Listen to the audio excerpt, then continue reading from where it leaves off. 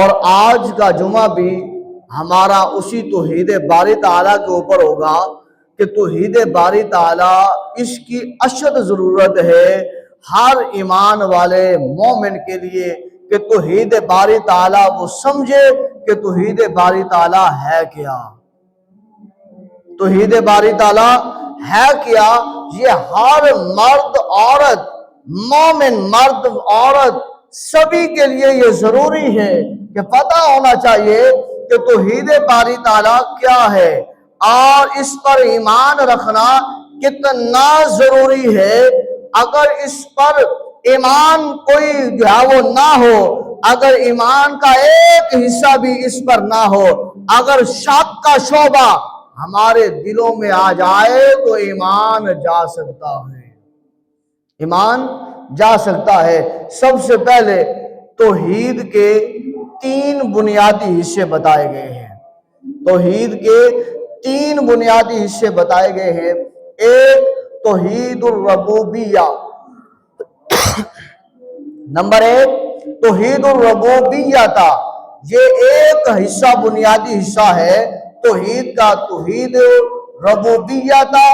دوسرا حصہ توحید الالوہیہ تھا اور تیسرا حصہ توحید الاسماء والصفات۔ یہ 3 بنیادی اس کے حصے ہیں توحید کے۔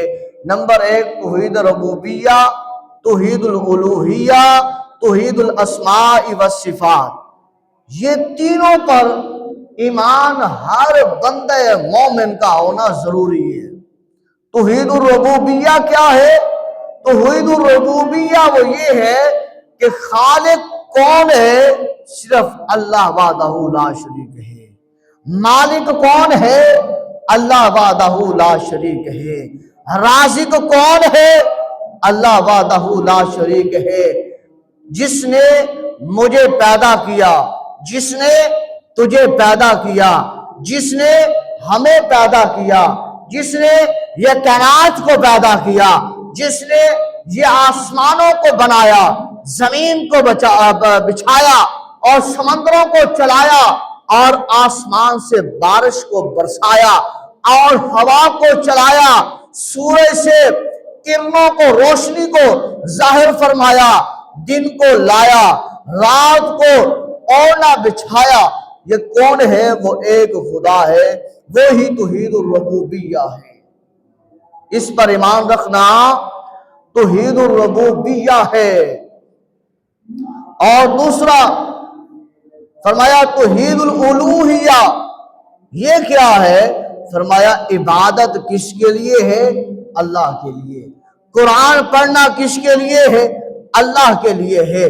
ذکر جو ہم کرتے ہیں سبحان اللہ، الحمدللہ، اللہ اکبر، لا الہ الا اللہ، لا حول ولا قوت الا باللہ العلی العظیم، اللہ اللہ اللہ اللہ، یہ کس کے لیے ہے؟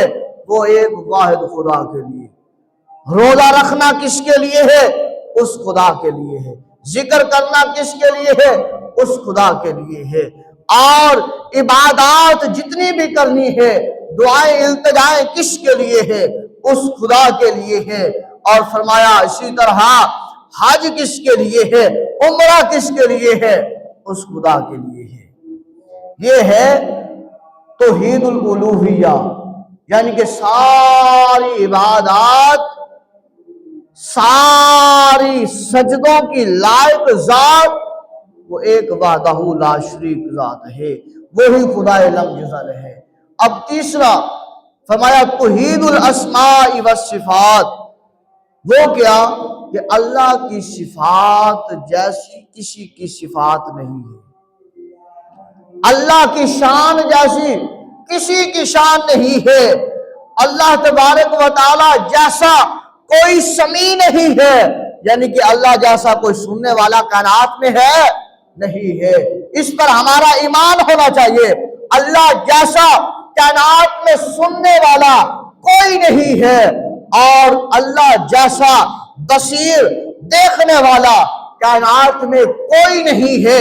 جیسا اللہ دیکھ رہا ہے کائنات میں ایسے کوئی نہیں دیکھ سکتا، आशीष